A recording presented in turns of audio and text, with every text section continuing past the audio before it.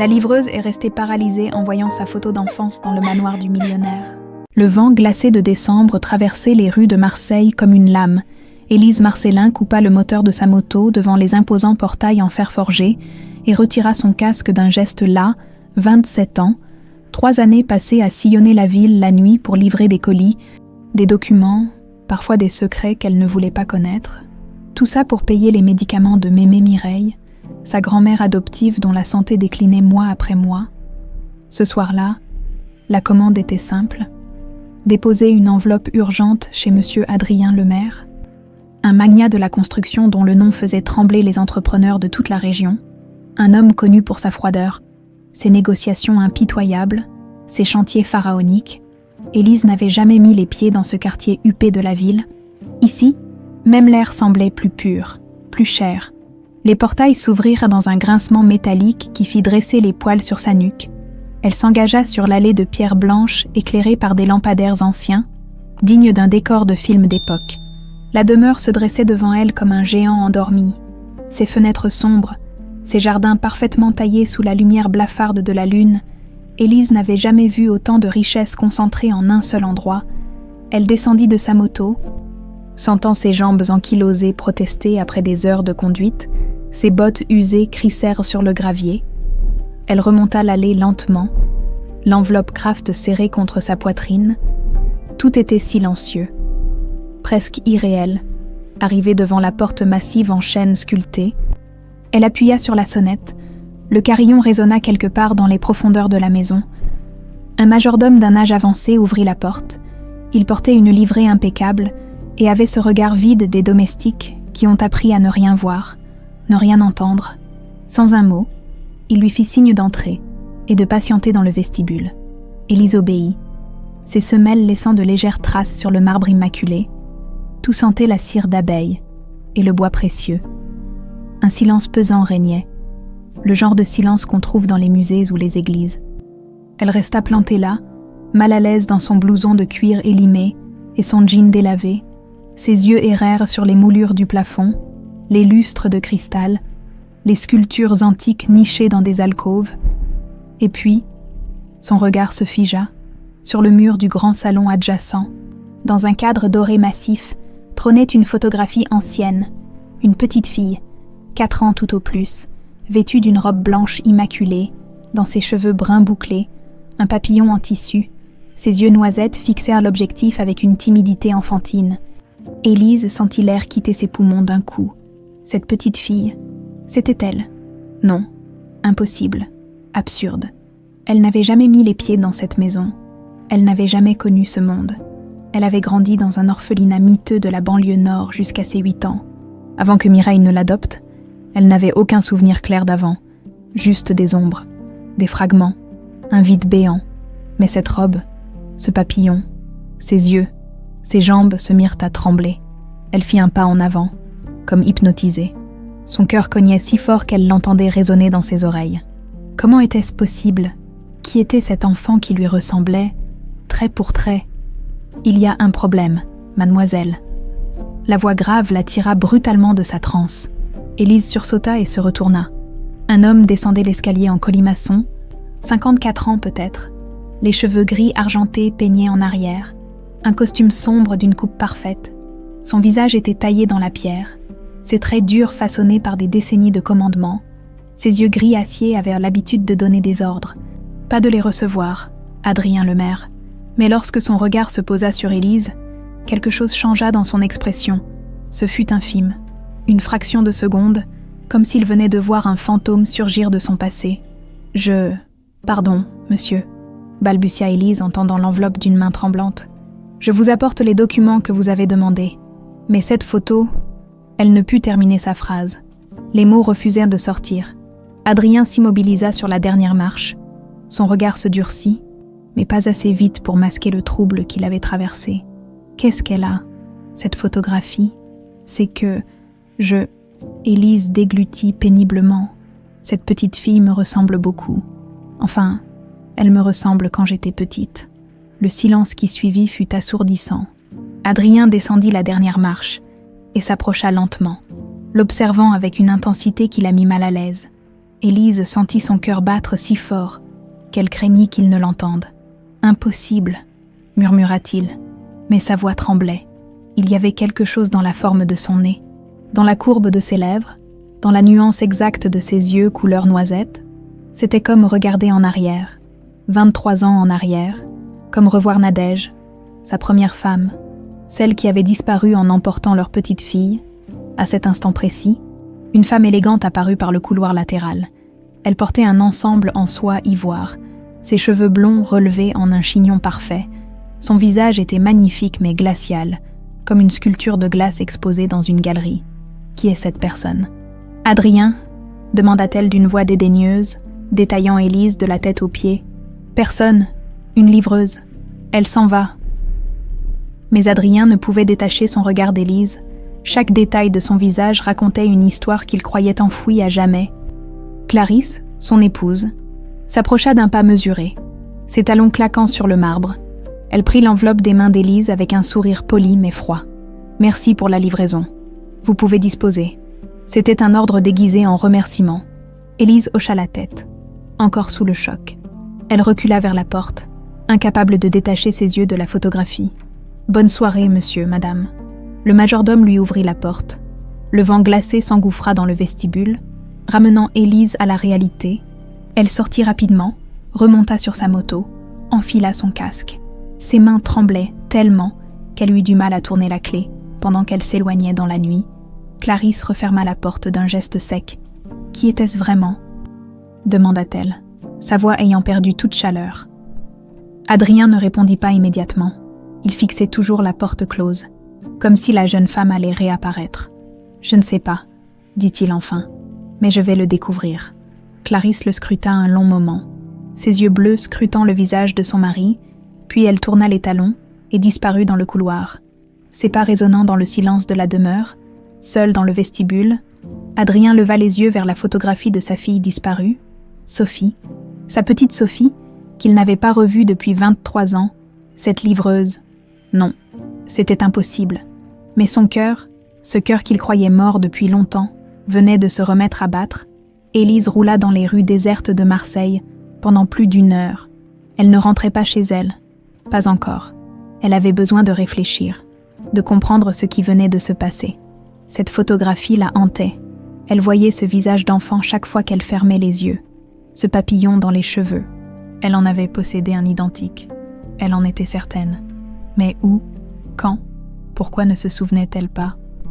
Finalement, elle se gara devant son immeuble délabré du 3e arrondissement. L'ascenseur était en panne. Comme d'habitude, elle grimpa les 4 étages à pied. Ses jambes lourdes de fatigue et d'émotion, Mireille était endormie dans son fauteuil, la télévision allumée en sourdine. Élise éteignit l'appareil, déposa une couverture sur les épaules fragiles de sa grand-mère. La vieille femme avait 82 ans et un cœur fatigué. C'était elle qui l'avait recueillie, aimée, élevée quand personne d'autre ne voulait d'elle. Élise s'effondra sur son lit sans même se déshabiller. Elle fixa le plafond fissuré pendant des heures, quelque part dans Marseille, dans une demeure immense et froide. Un homme faisait exactement la même chose. Tous deux pensaient à la même photographie, à la même petite fille, et au mystère impossible qui venait de ressurgir du passé. Le lendemain matin, Élise n'avait pas fermé l'œil. Elle avait passé la nuit à fouiller dans les rares cartons de son enfance, cherchant désespérément un indice, une preuve, n'importe quoi qui pourrait expliquer cette photographie, mais il n'y avait presque rien. Quelques dessins d'enfants jaunis par le temps, un vieux pull troué, une peluche défraîchie, aucune photo, aucun document officiel autre que ses papiers d'adoption datant de ses 8 ans. Mireille s'était réveillée vers 7 heures, surprise de trouver sa petite fille déjà debout, les traits tirés, les yeux cernés. « Tu n'as pas dormi ?» s'inquiéta la vieille dame en s'installant péniblement à la table de la cuisine. « Mémé ?»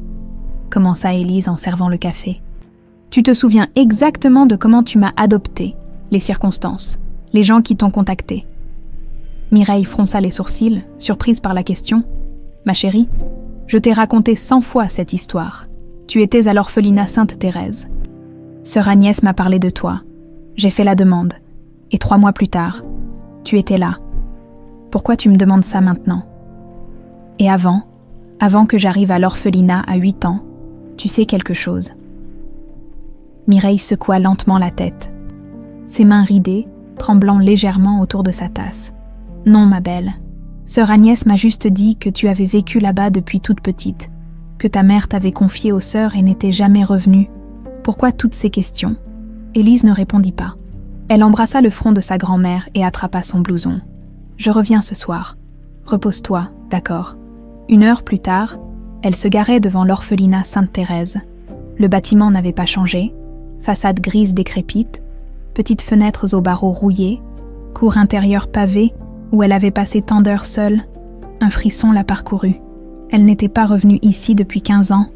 La porte s'ouvrit sur une jeune religieuse qu'elle ne connaissait pas. « Je voudrais voir sœur Agnès, s'il vous plaît. Je m'appelle Élise Marcellin. J'ai vécu ici quand j'étais petite. » La jeune nonne sourit chaleureusement. « Sœur Agnès sera ravie. Elle parle souvent des anciens enfants. Suivez-moi. » Elles traversèrent les couloirs familiers, aux murs ornés de crucifix et de portraits de saints. L'odeur n'avait pas changé non plus. Cire, encens, soupe aux légumes. Élise sentit sa gorge se serrer. Combien de nuits avait-elle pleuré dans ce dortoir sombre, réclamant une mère dont elle ne se souvenait même pas. Sœur Agnès était dans la bibliothèque.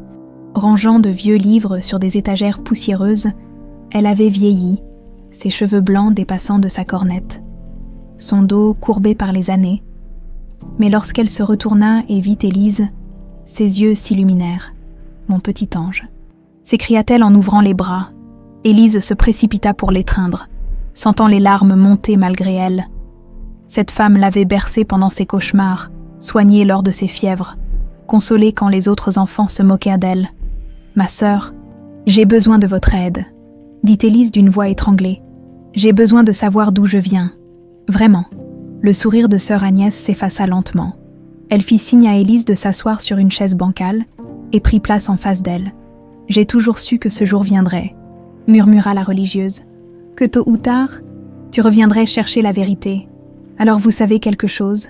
Sœur Agnès se leva péniblement et se dirigea vers une vieille armoire en bois. Elle sortit une clé de sa poche, déverrouilla le meuble et en tira une petite boîte en bois gravé. Elle revint s'asseoir et posa la boîte sur les genoux d'Élise. « Tu es arrivée ici une nuit d'orage. Tu avais 4 ans. C'était en octobre. Il faisait déjà froid. Une femme t'a amenée. Elle était jeune, très belle, mais elle avait l'air désespérée. Elle a dit qu'elle devait te confier à nous temporairement, qu'elle reviendrait te chercher dès qu'elle aurait arrangé sa situation.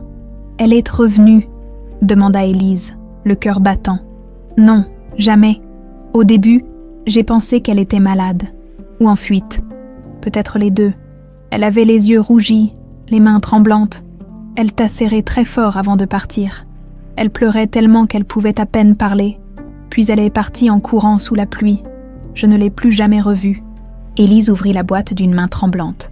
À l'intérieur, sur un coussin de velours usé, reposait un bracelet en or, fin, délicat, avec un papillon gravé au centre, le même papillon que celui de la photographie. « Elle a laissé ça ?» dit sœur Agnès doucement. Elle a dit « Gardez-le pour elle. C'est tout ce qui lui reste de sa vraie vie. » Puis elle est partie sans donner de nom, ni le tien ni le sien. On t'a appelée Élise parce que c'était la sainte du jour. Élise passa son doigt sur le papillon gravé. Des images fragmentées explosèrent dans son esprit. Une voix de femme chantant une berceuse, l'odeur d'un parfum fleuri, des bras chauds la berçant. Et puis plus rien, le vide. Elle était comment, cette femme? Vous vous souvenez de son visage? Brune. Des yeux noisettes comme les tiens, très minces. Elle portait des vêtements simples mais propres. Elle avait un accent distingué, pas du tout celui du quartier, une femme éduquée. J'en suis certaine. Élise sentit les larmes rouler sur ses joues. Enfin, après tant d'années, un fragment de vérité. Pourquoi vous ne m'avez rien dit avant? Tu étais trop jeune, ma chérie. Et puis, quand Mireille t'a adoptée, j'ai pensé que tu avais enfin trouvé une famille. Je ne voulais pas rouvrir ces blessures. Mais je savais que tu finirais par revenir. Élise serra le bracelet dans sa main jusqu'à ce que le métal lui morde la paume. Je peux le garder. Il t'appartient, mon enfant. Il t'a toujours appartenu, pendant ce temps, dans le quartier huppé de Marseille. Adrien Lemaire n'avait pas mieux dormi qu'Élise. Il avait passé la nuit dans son bureau, consultant les dossiers de l'enquête privée menée 23 ans plus tôt, des centaines de pages, des milliers d'heures de recherche, des dizaines de fausses pistes. Tout ça pour rien. Nadège avait disparu avec Sophie après une dispute terrible. Il se souvenait de chaque mot échangé ce soir-là, lui criant qu'elle était trop faible, trop sensible, qu'elle ne comprenait rien aux affaires, elle répliquant qu'il était devenu un monstre froid, incapable d'amour, obsédé par l'argent et le pouvoir. Le lendemain matin, elle et leur fille de 4 ans avaient disparu. La seule chose qu'elle avait laissée était une lettre. « Je ne veux pas que notre fille grandisse aux côtés d'un homme sans cœur. Ne nous cherche pas, nous ne reviendrons jamais. » Il avait cherché, pendant des années, dépensé des fortunes en détectives privés. Mais Nadège avait effacé toutes ses traces. Et avec le temps, il avait fini par abandonner. Il s'était remarié avec Clarisse. Sa secrétaire dévouée qui l'avait consolé, qui l'avait écouté pleurer la nuit, qui avait su se rendre indispensable. Mais il n'avait jamais oublié Sophie. Jamais, à 9 heures précises, son avocat personnel, Maître Fontaine, entra dans le bureau. « Vous m'avez demandé de venir en urgence. » « Monsieur le maire ?» Adrien lui tendit une feuille avec le nom et l'adresse d'Élise, récupérée dans le registre des livraisons. « Je veux savoir tout sur cette femme, absolument tout, où elle est née, qui sont ses parents, son parcours scolaire, ses antécédents médicaux. Je veux un rapport complet dans 48 heures. » Maître Fontaine fronça les sourcils. « Puis-je savoir pourquoi ?»« Non, faites-le, c'est tout. » L'avocat hocha la tête et sortit. Adrien resta seul, fixant la photographie de Sophie posée sur son bureau. 4 ans, robe blanche, papillon dans les cheveux. Cette livreuse avait exactement les mêmes yeux, exactement le même sourire timide, exactement la même fossette à la joue gauche. Il ne croyait pas aux coïncidences.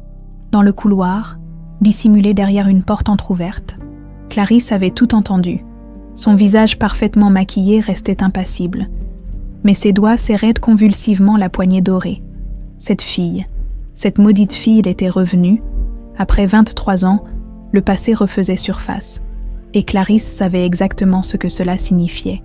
Les jours suivants furent étranges pour Élise. Elle continuait ses livraisons nocturnes comme d'habitude, mais quelque chose avait changé. Ses commandes l'amenaient systématiquement dans le quartier de la Villa Lemaire, un bouquet de fleurs à livrer 3 rues plus loin, des documents urgents pour un notaire voisin, un colis pour une boutique de luxe juste en face des grilles en fer forgé. Ce n'était pas une coïncidence. Quelqu'un orchestrait ces rencontres. Le 5e soir, elle comprit que fuir était inutile. Après avoir livré un arrangement floral à une adresse fantôme qui n'existait même pas, elle se retrouva devant les jardins de la villa. Les lampadaires anciens projetaient des ombres dansantes sur les haies parfaitement taillées. Une silhouette l'attendait près du portail. Adrien le maire, vêtu d'un long manteau noir, les mains dans les poches. Il ne souriait pas. Il avait l'air d'un homme qui n'avait pas dormi depuis des jours. Élise coupa le moteur de sa moto et retira son casque. Son cœur battait la chamade, mais elle refusait de montrer sa peur. « Vous me suivez, monsieur le maire. J'avais besoin de vous parler, seul à seul, sans témoin. Alors vous me harcelez avec de fausses commandes. C'était le seul moyen de vous revoir sans éveiller de soupçons. » Répondit-il simplement. « Accepteriez-vous de marcher avec moi quelques minutes ?» Élise hésita. Tout en elle hurlait de refuser, de repartir sur sa moto et de ne jamais revenir. Mais une autre partie d'elle, celle qui avait passé sa vie à chercher des réponses, voulait savoir. D'accord, 5 minutes. Ils entrèrent dans le parc par une porte latérale. Le gravier crissait sous leurs pas. L'air sentait le jasmin et l'herbe fraîchement coupée. Au loin, la villa brillait de toutes ses fenêtres illuminées. « Vous avez parlé d'une photographie l'autre soir ?» commença Adrien sans la regarder. « Une petite fille qui vous ressemble ?» « Oui, cette petite fille s'appelait Sophie. Sophie le maire. C'était ma fille. Le passé au passé. C'était... » Élise sentit un frisson glacé remonter le long de sa colonne vertébrale. Que lui est-il arrivé? Adrien s'arrêta près d'une fontaine de pierre, où l'eau murmurait doucement. Il leva enfin les yeux vers elle, et Élise y vit une douleur si profonde qu'elle en eut le souffle coupé. Elle a disparu il y a 23 ans. Sa mère, ma première épouse Nadège, l'a emmenée et a fui. Je ne les ai jamais revues. J'ai cherché partout, dépensé des fortunes, mais elles s'étaient évaporées. Nadège avait ses raisons. J'étais un homme différent à l'époque, cruel, obsédé par le pouvoir.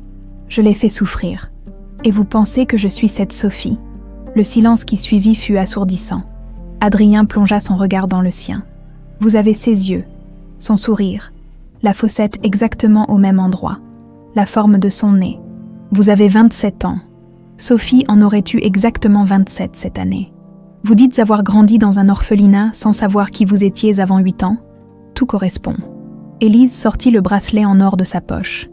Elle l'avait gardé sur elle depuis sa visite à sœur Agnès. Comme un talisman. Ma mère biologique m'a laissé ça quand elle m'a abandonnée à l'orphelinat. J'avais 4 ans, un papillon gravé, les yeux d'Adrien s'agrandirent.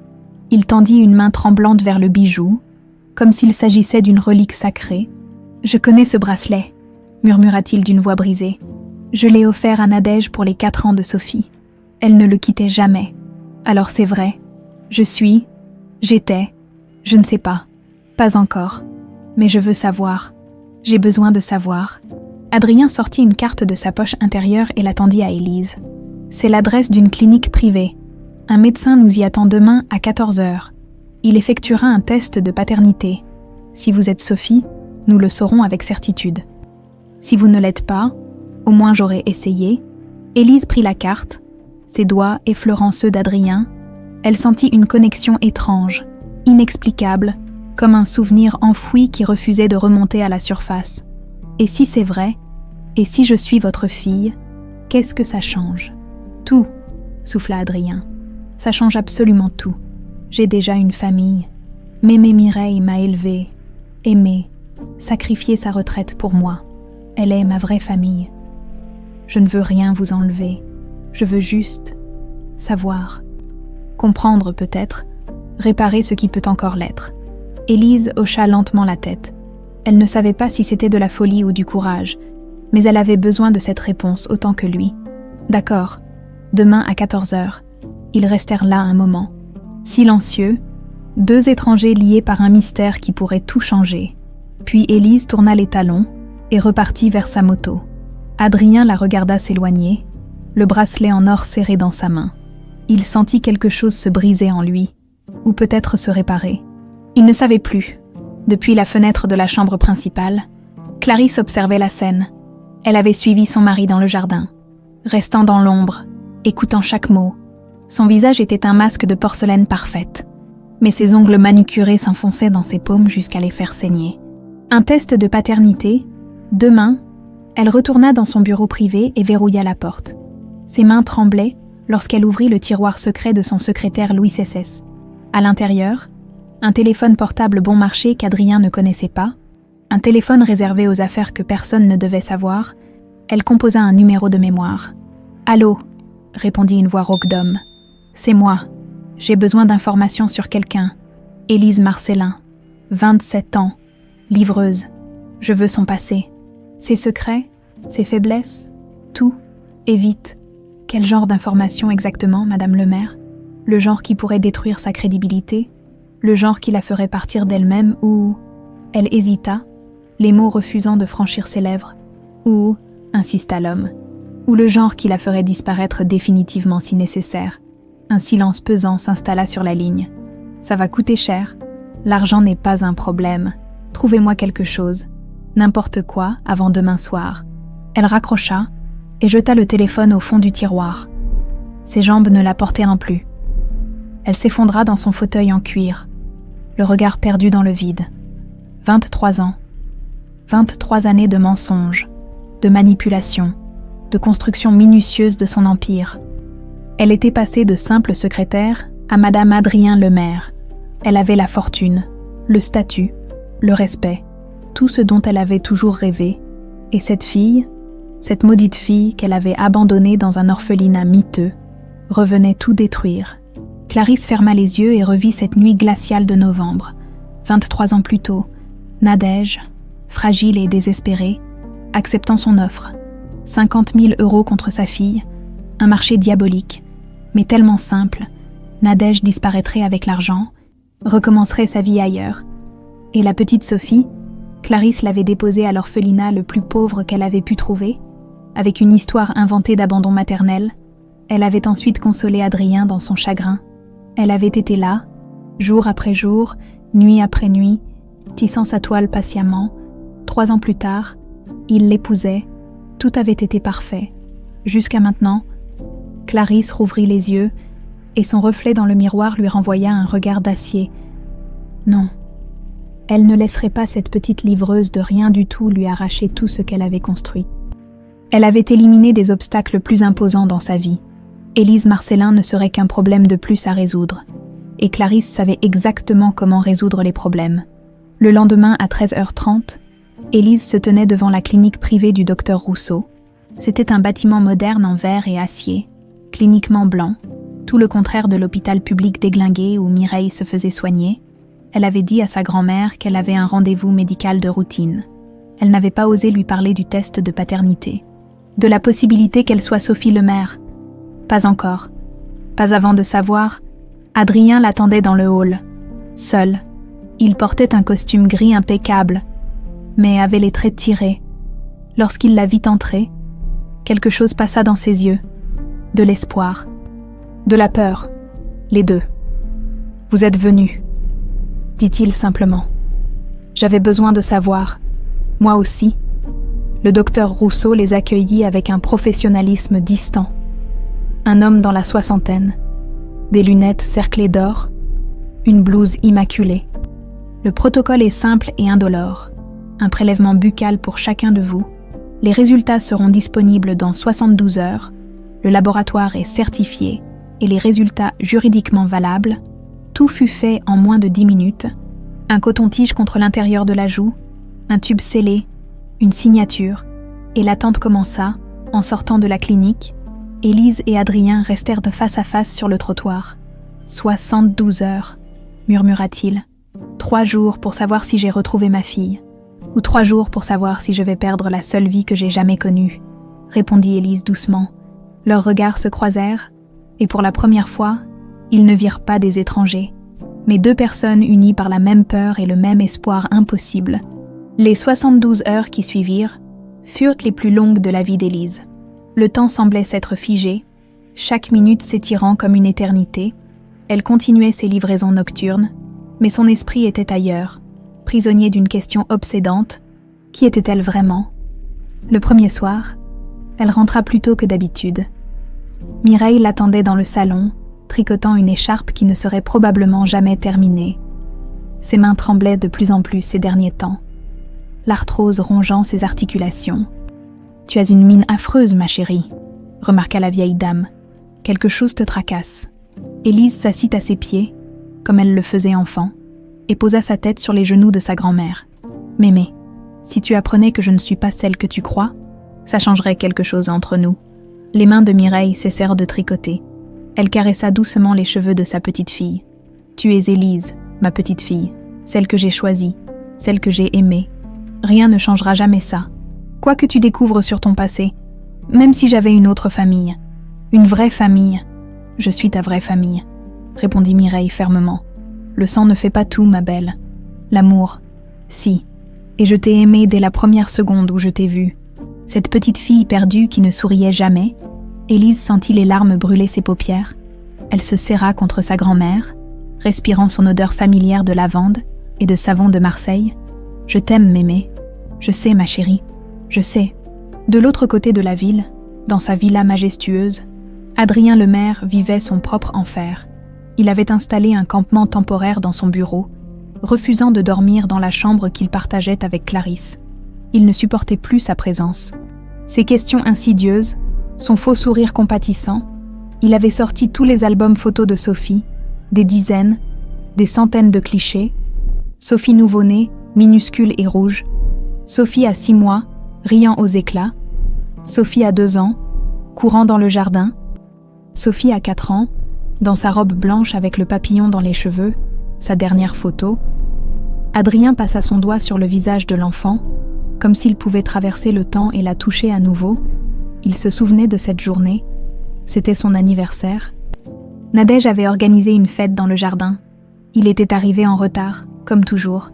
Interrompant la fête pour un coup de fil urgent, Nadège l'avait regardé avec tant de déception. Sophie avait pleuré. 3 mois plus tard, elles disparaissaient toutes les deux. Il ferma les yeux, submergé par les remords. S'il avait été différent, plus présent, plus aimant. Peut-être que Nadège serait restée. Peut-être que Sophie aurait grandi dans cette maison. Qu'elle serait devenue une jeune femme épanouie au lieu d'une livreuse qui dormait dans un appartement miteux. Un coup discret à la porte le tira de ses pensées. Clarisse entra sans attendre de réponse, élégante dans une robe de chambre en soie ivoire. « Tu ne viens pas te coucher. »« Non. Adrien, cette obsession pour cette fille n'est pas saine. Tu te fais du mal. » « Elle s'appelle Élise, et ce n'est pas une obsession. C'est peut-être ma fille. » Clarisse s'approcha, posa une main sur son épaule, une main froide, calculatrice. « Et si ce n'est pas elle ? Si c'est juste une opportuniste qui a vu une ressemblance et décide d'en profiter ? Les tests ADN peuvent être falsifiés, tu sais. » Adrien se dégagea brusquement. « Pourquoi dis-tu ça ? Pourquoi essaies-tu de me faire douter ? Parce que je t'aime et que je ne veux pas te voir souffrir à nouveau ? Tu as déjà traversé l'enfer quand tu as perdu Sophie. Si cette fille n'est qu'une impostrice, sors !» coupa Adrien d'une voix glaciale. Maintenant, Clarisse le fixa un long moment, son masque parfait ne laissant filtrer aucune émotion, puis elle tourna les talons et quitta la pièce, refermant la porte avec une douceur inquiétante. Seule dans le couloir, elle serra les poings. Son contact lui avait fait un rapport complet sur Élise Marcellin, orpheline, adoptée, aucun antécédent judiciaire, aucune dette, aucun scandale, une vie parfaitement banale et irréprochable. Impossible de la discréditer. Il ne restait donc qu'une seule option. Le deuxième jour, Élise retourna à l'orphelinat Sainte-Thérèse. Elle avait besoin de parler à quelqu'un qui comprenait, quelqu'un qui connaissait son histoire depuis le début. Sœur Agnès l'accueillit avec un sourire triste. « Tu reviens chercher d'autres réponses ?»« Non, je reviens parce que j'ai peur. Les résultats arrivent demain et j'ai peur de ce qu'ils vont révéler. » Elles s'installèrent dans la petite chapelle déserte. La lumière du jour filtrait à travers les vitraux, projetant des arcs-en-ciel sur les bancs de bois. Peur de quoi, mon enfant ? Peur que ce soit vrai ? Peur que ce soit faux ? Si c'est vrai, alors ma vie entière était un mensonge. J'aurais dû grandir dans une villa, avoir une vraie famille, aller dans de bonnes écoles. Au lieu de ça, j'ai grandi ici, dans la pauvreté, sans savoir qui j'étais. C'est injuste. La vie est rarement juste, Élise. Mais elle nous façonne. Regardez qui vous êtes devenue, forte, indépendante, aimante. Croyez-vous que vous seriez la même personne si vous aviez grandi dans le luxe ? Non, probablement pas. Alors peut-être que cette injustice vous a offert quelque chose de précieux, la capacité de survivre, de vous battre, d'apprécier les petites choses. Élise resta silencieuse, laissant les paroles de la religieuse s'imprégner en elle. « Et si c'est faux ?» murmura-t-elle finalement. « Si je ne suis pas Sophie Lemaire, alors vous rentrerez chez vous et continuerez votre vie. Mais au moins, vous saurez, l'incertitude est parfois pire que la vérité, quelle qu'elle soit. » Le troisième jour, Adrien ne put rester enfermé. Il conduisit sans but à travers Marseille, finissant par se retrouver dans le quartier où vivait Élise. Il ne savait pas exactement quelle rue, quel immeuble, mais il cherchait à comprendre son monde, sa vie. Il se gara près d'un parc miteux, où des enfants jouaient au football avec une balle crevée. Des femmes âgées bavardaient sur des bancs tagués. Un homme fouillait dans une poubelle. C'était ici qu'Élise avait grandi, dans cette pauvreté, cette précarité. Alors qu'elle aurait dû... Il ferma les yeux, écrasé par la culpabilité, si elle était vraiment Sophie. Alors il l'avait abandonnée, pas volontairement certes, mais le résultat était le même. Elle avait souffert pendant que lui vivait dans le luxe, incapable de la trouver. Son téléphone vibra, un message du docteur Rousseau. « Les résultats sont prêts. Vous pouvez venir les chercher à partir de 14h demain. » Demain, dans moins de 24 heures, il saurait. Adrien tapa un message à Élise. « Les résultats sont là, demain 14h à la clinique. » La réponse arriva presque immédiatement. « J'y serai. » Cette nuit-là, Clarisse ne dormit pas. Elle tournait en rond dans sa chambre comme un animal en cage. Son plan était prêt, simple, efficace. Si les résultats confirmaient qu'Élise était Sophie, elle agirait immédiatement. Elle avait tout préparé. Un contact fiable, un accident plausible, une disparition sans trace. Élise Marcellin ne serait qu'un fait divers de plus dans les journaux. Une livreuse renversée par une voiture. Tragique, mais pas rare. Et Adrien, dans son chagrin, se tournerait vers elle, comme toujours. Elle regarda son reflet dans le miroir. 48 ans, belle, élégante, puissante. Elle avait tout sacrifié pour devenir Madame le maire. Son innocence, sa moralité, sa capacité à aimer véritablement. Mais elle n'allait pas tout perdre maintenant. Le téléphone caché sonna. Son contact. C'est arrangé, dit la voix rauque. Demain soir, après qu'elle quittera la clinique. Un accident, propre et rapide. Clarisse ferma les yeux. Il y avait encore une petite part d'elle, enfouie profondément, qui hurlait que c'était mal, que c'était monstrueux. Mais elle fit taire cette voix depuis longtemps. « Faites-le », murmura-t-elle. Elle raccrocha et jeta le téléphone dans le tiroir, puis elle se versa un verre de cognac d'une main parfaitement stable. Demain, tout serait terminé. D'une façon ou d'une autre, Élise passa sa dernière nuit d'incertitude éveillée, le bracelet en or serré dans sa main. Elle regardait les photos de Mireille épinglées sur son mur, sa grand-mère à 50 ans, souriante, sa grand-mère le jour de l'adoption, les larmes aux yeux de bonheur, sa grand-mère l'année dernière, le visage creusé par la maladie, mais les yeux toujours pleins d'amour.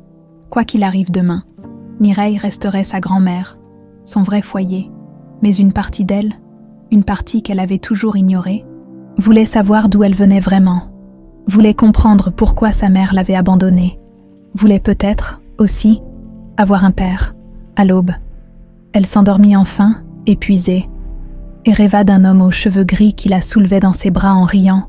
Tandis qu'une femme brune chantait une berceuse qu'elle ne se rappelait pas connaître, le jour tant redouté arriva enfin, un mercredi de décembre, froid et gris, où le ciel semblait peser sur Marseille de tout son poids.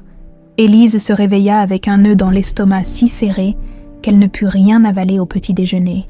Mireille la regardait avec inquiétude, posant et reposant sa tasse de café sans y toucher. « Tu es sûre que tu ne veux pas que je t'accompagne ?» demanda-t-elle pour la 3e fois. « Non, mémé, mais si tu voulais venir cet après-midi à la clinique, vers 14h30, ça me rassurerait de t'avoir près de moi après. » Mireille hocha lentement la tête. Elle ne savait pas exactement ce qui se tramait, mais son instinct de grand-mère lui disait que c'était important, capital même. « Je serai là. » Ma belle, à 13h50, Élise arriva devant la clinique du docteur Rousseau. Ses mains tremblaient tellement qu'elle dut s'y reprendre à 3 fois pour verrouiller sa moto. Elle portait son jean habituel et un pull noir, ses vêtements les plus propres. Elle se sentait terriblement mal à l'aise, comme une imposteur dans un monde qui n'était pas le sien. Adrien était déjà là, assis sur un banc devant l'entrée. Il se leva dès qu'il la vit, et Élise remarqua qu'il avait les traits encore plus tirés que 3 jours auparavant. Il n'avait probablement pas mieux dormi qu'elle. « Bonjour », dit-il simplement. « Bonjour ». Ils restèrent là un moment, incapables de bouger, comme si franchir cette porte allait irrémédiablement changer leur vie. « Vous êtes prête ?» demanda finalement Adrien. « Non, mais faisons-le quand même. » Une voiture noire aux vitres teintées se gara à quelques mètres. Clarisse en descendit, élégante dans un tailleur Chanel beige. Son sourire était parfait, ses gestes mesurés. Elle rejoignit son mari et Élise. « Je ne pouvais pas vous laisser affronter ça seule. Adrien, » dit-elle d'une voix douce. « Quoi qu'il arrive, je suis ta femme. Ma place est à tes côtés. » Adrien parut surpris, mais hocha la tête. Élise, elle, sentit un frisson glacé parcourir son échine en croisant le regard de Clarisse. Il y avait quelque chose dans ses yeux bleus, quelque chose de froid, de calculateur, de dangereux. Ils entrèrent tous les 3 dans la clinique. Le docteur Rousseau les attendait dans son bureau. Une grande enveloppe Kraft posée devant lui. Son visage ne laissait rien transparaître, gardant ce professionnalisme distant qui caractérisait les porteurs de nouvelles qui changèrent des vies. « Asseyez-vous, je vous prie. » Adrien et Élise prirent place face au bureau. Clarisse resta debout légèrement en retrait, les mains croisées devant elle comme une statue de glace. Le médecin ouvrit l'enveloppe avec une lenteur calculée. Le bruit du papier déchiré résonna dans le silence comme un coup de feu. « J'ai les résultats du test de paternité effectué entre monsieur Adrien Lemaire et mademoiselle Élise Marcellin, commença-t-il de sa voix neutre. Les analyses ont été réalisées sur 16 marqueurs génétiques, ce qui garantit une fiabilité de... Docteur, coupa Adrien d'une voix rauque. S'il vous plaît, le résultat... Le docteur Rousseau leva les yeux par-dessus ses lunettes. Il regarda Adrien, puis Élise, puis de nouveau Adrien. Le test établit une probabilité de paternité de 99,99%, monsieur le maire. Vous êtes le père biologique de mademoiselle Marcellin. Il n'y a aucun doute possible. Le silence qui suivit fut absolu, comme si le temps lui-même s'était arrêté. Élise sentit le monde basculer autour d'elle. Les murs semblaient se rapprocher. L'air devenait rare. 99,99%. Elle était Sophie Lemaire. Sa vie entière n'était qu'un mensonge, une erreur, un vol. Adrien, lui, ne bougeait plus. Les mots du médecin tournaient en boucle dans sa tête. Vous êtes le père biologique. Il leva lentement les yeux vers Élise. Et ce qu'elle vit dans ce regard la bouleversa. Ce n'était pas du triomphe ou de la satisfaction, c'était de la douleur brute, mélangée à une joie si intense qu'elle en devenait presque insupportable. « Sophie », murmura-t-il d'une voix brisée, « ma petite Sophie ». Et soudain, il se leva, traversa la pièce et s'agenouilla devant elle. Cet homme puissant, ce magnate qui faisait trembler les entrepreneurs, était à genoux devant elle, les larmes coulant librement sur ses joues. « Pardon, pardon pour tout, pour ne pas t'avoir trouvé, pour ne pas t'avoir protégé, pour ces 23 ans perdus. Pardon, pardon, pardon. » Sa voix se brisa complètement. Il posa son front contre les genoux d'Élise et pleura comme il n'avait pas pleuré depuis cette nuit terrible, où Nadège et Sophie avaient disparu. Élise, paralysée, leva lentement la main et la posa sur les cheveux gris de son père. Un mot, un seul, remonta de sa mémoire enfouie. Un mot qu'elle n'avait pas prononcé depuis 23 ans. Papa, ce fut comme si un barrage cédait. Des images fragmentées explosèrent dans son esprit. Un homme aux cheveux sombres la soulevant vers le ciel, une grosse voix riant, l'odeur d'une eau de Cologne masculine, une chanson fredonnée maladroitement.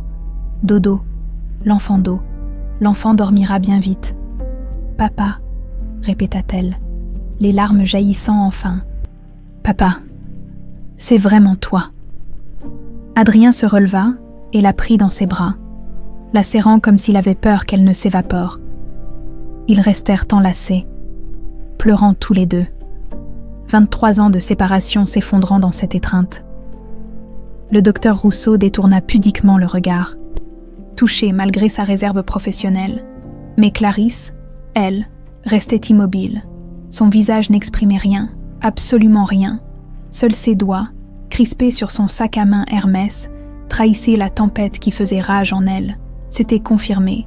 Cette fille était bien Sophie, l'héritière légitime, celle qui pouvait tout lui prendre. Il fallait agir, vite. Un coup discret à la porte brisa le moment. Une infirmière passa la tête. « Docteur, il y a une dame âgée qui demande mademoiselle Marcellin. Elle dit que c'est sa grand-mère. Faites-la entrer, » dit Élise en s'essuyant rapidement les yeux. Mireille entra, appuyée sur sa canne, le souffle court d'avoir monté l'escalier. Ses vieux yeux inquiets balayèrent à la pièce, s'arrêtant sur Élise, puis sur Adrien, puis sur leur visage rougi de larmes. « Ma chérie, qu'est-ce qui se passe ?» Élise s'avança vers elle et la prit doucement par les épaules. « Mémé, le test a confirmé. Cet homme, monsieur le maire, c'est mon père biologique. Je suis sa fille, Sophie, celle qui a disparu il y a 23 ans. » Mireille cligna plusieurs fois des yeux, comme si elle avait du mal à comprendre. Puis elle regarda Adrien, cet homme riche et puissant, et quelque chose passa dans son regard, de la méfiance, de la peur de perdre sa petite fille. « Madame, » commença Adrien en s'approchant respectueusement, « je ne veux rien vous enlever. Élise m'a dit tout ce que vous avez fait pour elle. Comment vous l'avez élevée, aimée, sacrifié votre retraite. Je vous en suis éternellement reconnaissant. Vous lui avez donné ce que je n'ai pas pu lui donner, une famille, de l'amour, un foyer. » Sa voix tremblait d'émotions sincères. « Je ne cherche pas à la récupérer comme on récupère un objet perdu. Je voudrais juste faire partie de sa vie, rattraper ce qui peut l'être. Si vous me le permettez. » Mireille étudia longuement cet homme. Elle vit la douleur dans ses yeux, l'amour désespéré pour cette fille retrouvée. Elle vit aussi le respect avec lequel il s'adressait à elle, une vieille femme sans le sou. « Élise, » dit-elle finalement en se tournant vers sa petite fille, « c'est à toi de décider, pas à moi, pas à lui, à toi. » Tous les regards convergèrent vers Élise. Elle sentit le poids de cette décision l'écraser. D'un côté, Mireille, la grand-mère qui l'avait sauvée. De l'autre, Adrien, le père qu'elle venait de retrouver. « Je ne veux pas choisir », dit-elle d'une voix ferme malgré les larmes. « Vous êtes toutes les deux ma famille. Mémé, tu resteras toujours ma grand-mère. Rien ne changera ça. Et toi ?» Elle se tourna vers Adrien. « J'aimerais apprendre à te connaître, comprendre d'où je viens. » Mais lentement, un pas à la fois, Adrien hocha la tête, un sourire tremblant sur les lèvres. « Un pas à la fois. C'est tout ce que je demande. » Clarisse choisit ce moment pour intervenir, sa voix sucrée brisant l'atmosphère émotionnelle. Quelle merveilleuse nouvelle. Nous devons célébrer ça, un dîner à la villa ce soir. Juste nous quatre, une réunion de famille. Son sourire était parfait, trop parfait. Mireille fronça les sourcils. Ce même instinct qui l'avait fait survivre 82 ans sonnant l'alarme, il y avait quelque chose qui clochait chez cette femme trop élégante, trop souriante. Un dîner serait merveilleux, répondit Adrien, ignorant les signaux. Disons 20 heures. Élise acquiesça, encore sous le choc de tout ce qui venait de se passer. Clarisse sourit encore plus largement. Ce soir, tout se terminerait ce soir, d'une façon ou d'une autre. La villa Lemaire brillait de 1000 feux ce soir-là. Clarisse avait orchestré chaque détail avec une précision chirurgicale. Des bougies parfumées dans chaque pièce, la table dressée avec la porcelaine de Limoges et l'argenterie familiale, un menu raffiné préparé par leur chef privé. Tout était parfait, dangereusement parfait. Élise et Mireille arrivèrent à 20 heures précises. Élise portait une robe simple qu'elle avait achetée en solde 2 ans plus tôt. La seule chose convenable qu'elle possédait pour un dîner dans une demeure pareille, Mireille s'était habillée de son unique tailleur du dimanche, celui qu'elle réservait pour les occasions spéciales. Elles se sentaient toutes deux terriblement déplacées. Le majordome les accueillit et les guida vers le grand salon. Adrien les y attendait, vêtu d'un costume décontracté mais élégant. Lorsqu'il vit Élise, son visage s'illumina d'un sourire que personne ne lui avait vu depuis des décennies. « Sophie, pardon. Élise, je ne sais toujours pas comment t'appeler. Élise. Ça me va ?» répondit-elle doucement. « C'est le nom que Mémé m'a donné, je veux le garder. Élise. Alors, c'est joli ?» Il s'approcha de Mireille et lui serra chaleureusement la main. « Madame, soyez la bienvenue chez vous. Sans vous, je n'aurais jamais retrouvé ma fille. Je vous dois tout, Mireille. » Désarmée par tant de sincérité, sentit sa méfiance initiale s'atténuer légèrement. Peut-être que cet homme était sincère après tout. Clarisse fit son entrée à ce moment précis, descendant l'escalier en colimaçon comme une actrice sur scène. Elle portait une robe fourreau rouge sang et un collier de perles qui avait coûté plus que le loyer annuel d'Élise. « Bonsoir à tous. Quelle joie de vous recevoir pour cette soirée si particulière. » Elle embrassa Élise sur les 2 joues, un geste si faux que Mireille sentit tous ses instincts se réveiller. Cette femme mentait. Chaque sourire, chaque mot, chaque geste était calculé. Ils passèrent au salon où des cocktails les attendaient. Adrien servit lui-même. Chose rare qui fit sourire le majordome, il était nerveux, maladroit même, comme un adolescent à son premier rendez-vous. « J'ai préparé quelque chose pour toi », dit-il à Élise en sortant plusieurs albums photos d'un meuble ancien. « Toute ton enfance est là-dedans. Les 4 premières années de ta vie. » Ils s'assirent côte à côte sur le canapé. Adrien ouvrit le premier album et Élise découvrit son visage de bébé, une minuscule chose rouge et ridée dans les bras d'une femme magnifique aux cheveux bruns. « C'est maman », murmura Élise, la gorge serrée. « Oui, Nadège, tu lui ressembles tellement. » Page après page, Élise redécouvrait une vie qu'elle avait oubliée. Sophie à 6 mois, riant aux éclats. Sophie à 1 an, faisant ses premiers pas. Sophie à 2 ans, couverte de chocolat. Sophie à 3 ans, déguisée en papillon pour le carnaval. Des larmes silencieuses coulèrent sur ses joues. Mireille, assise à ses côtés, lui tenait la main fermement. « Tu étais un bébé magnifique, » dit la vieille dame. « Tu l'es toujours. » Clarisse observait la scène depuis son fauteuil. Son verre de martini à la main, chaque photo, chaque sourire, chaque larme renforçait le lien entre Adrien et cette fille. Il fallait agir maintenant. « Le dîner est servi », annonça le majordome. Ils passèrent dans la salle à manger. La table était dressée comme pour un banquet royal. Des roses blanches dans des vases de cristal, des couverts dorés qui reflétaient la lumière des chandeliers. Mireille n'avait jamais vu tant de luxe de toute sa vie. Le premier plat arriva, des huîtres de Bretagne, puis un velouté de châtaigne. Ensuite, un filet de bœuf, sauce au poivre vert. Élise mangeait du bout des lèvres. Intimidée par tous ces couverts dont elle ne connaissait pas l'usage, Adrien racontait des anecdotes sur Sophie bébé, la fois où elle avait mangé de la terre dans le jardin, la fois où elle avait peint le chat de la voisine en rose, la fois où elle avait demandé pourquoi le ciel n'était pas vert. « Tu posais des questions impossibles, » sourit-il. « Tu voulais tout comprendre, tout savoir. Ta mère disait que tu deviendrais philosophe ou scientifique. J'ai fini livreuse, » répondit Élise avec une pointe d'amertume. « Tu as fini survivante. C'est bien plus impressionnant. » Clarisse les écoutait, son visage ne trahissant rien, mais sous la table, ses ongles griffaient l'étoffe de sa robe. Il était temps. Elle se leva gracieusement. « Je vais chercher le vin spécial que j'ai fait décanter. Un Château Margaux 1996, pour célébrer dignement ses retrouvailles. » Elle disparut vers la cave. Le majordome s'approcha pour la suivre, mais elle le renvoya d'un geste. « Je m'en occupe personnellement. C'est une soirée trop importante. Dans la cave climatisée, » Clarisse sortit effectivement la bouteille de Margaux, mais elle sortit aussi une petite fiole de son sac à main, un liquide transparent, inodore, insipide, un sédatif puissant, suffisamment dosé pour plonger quelqu'un dans un sommeil profond, voire pire, selon la dose.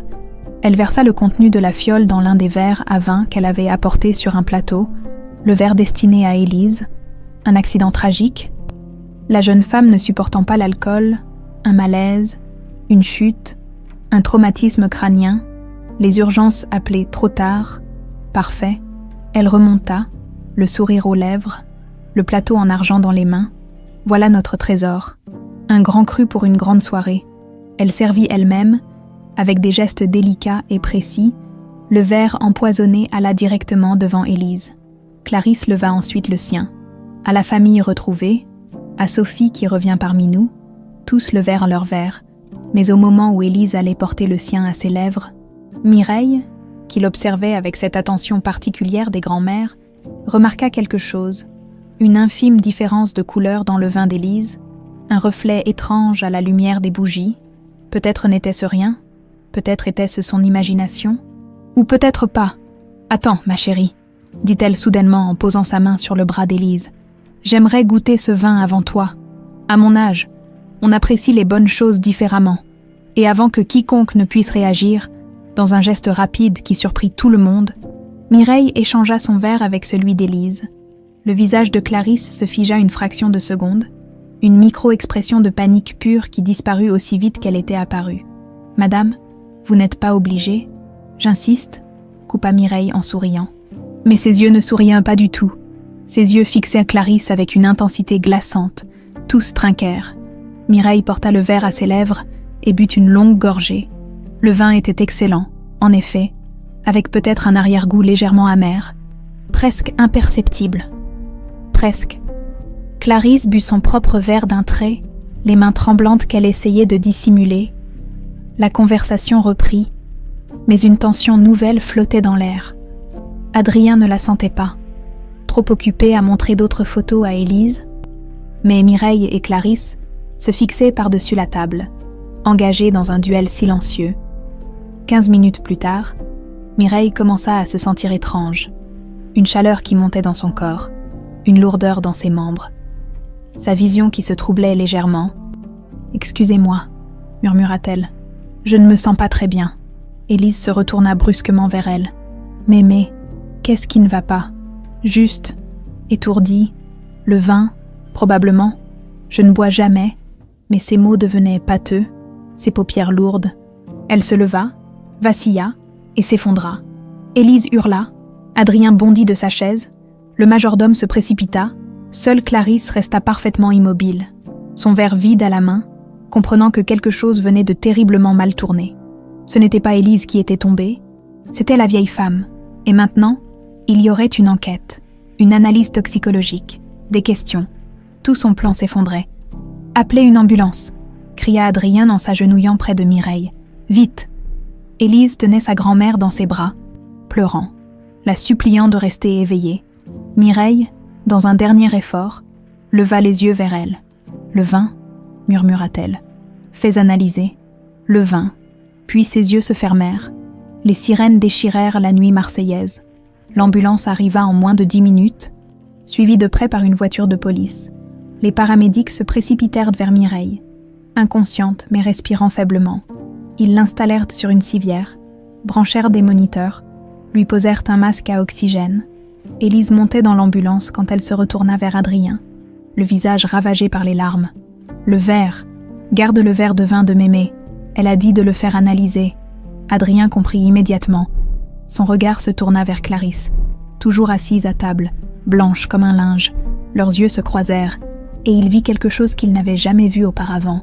« La peur ? J'appelle notre avocat, » dit-il froidement. « Et je garde tout. Personne ne touche à rien. » L'ambulance s'éloigna dans un hurlement de sirène. Adrien se tourna vers les 2 policiers qui venaient d'entrer. « Officier, je pense qu'il y a eu tentative d'empoisonnement dans ma maison ce soir. » Clarisse se leva brusquement, renversant sa chaise. « C'est ridicule. Cette femme est âgée. Elle a simplement fait un malaise. Le stress de la soirée. Peut-être une allergie. Alors tu n'auras aucun problème à ce qu'on analyse le vin qu'elle a bu. » Coupa Adrien d'une voix glaciale qu'elle ne lui connaissait pas. Les policiers échangèrent un regard. Le plus âgé, un capitaine aux tempes grises, sortit son carnet. « Monsieur le maire, racontez-moi exactement ce qui s'est passé. » Pendant qu'Adrien relatait les événements, l'autre policier prenait des photos de la scène, saisissait les verres, la bouteille, notait tout. Clarisse restait debout, les bras croisés, son masque de perfection fissuré pour la première fois. « Madame le maire, c'est vous qui avez servi le vin ?» demanda le capitaine. « Oui, mais je n'ai rien fait de mal. C'est une accusation absurde. Nous verrons ce que dit l'analyse toxicologique. En attendant, je dois vous demander de ne pas quitter Marseille. » Clarisse ne répondit pas.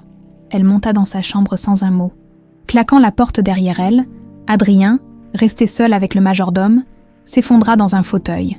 Tout son monde basculait. Sa femme, la femme qu'il avait épousée, avec qui il avait vécu 15 ans, aurait-elle vraiment tenté d'empoisonner quelqu'un ?